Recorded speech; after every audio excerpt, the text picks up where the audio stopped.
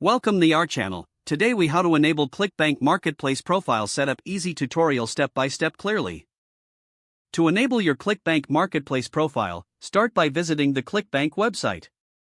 Log into your ClickBank account using your username and password. Once logged in, navigate to the account settings page. Look for the profile section within the account settings. Click on Profile to begin setting up your marketplace profile. You will see fields for your personal information. Fill in your first name and last name in the respective fields. Next, provide a valid email address for communication purposes.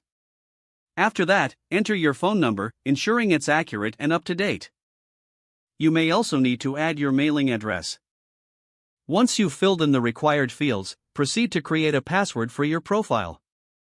Make sure to choose a strong password that meets ClickBank's security requirements. Look for any additional optional fields to enhance your profile if necessary. Once everything is filled out, carefully review your information for accuracy. After confirming all details are correct, click the Save button.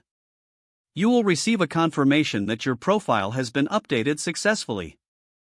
Your ClickBank Marketplace profile is now enabled and set up. You can now start exploring the marketplace and promoting products. If the page does not load, refresh the browser or try again in a private or incognito window. Make sure you are using the correct email address, then retype it carefully to avoid small typos.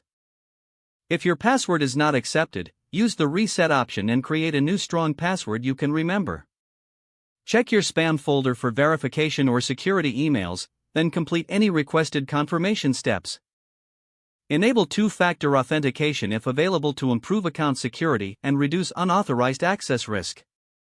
After signing in, review your profile details so your contact information and settings are accurate and current.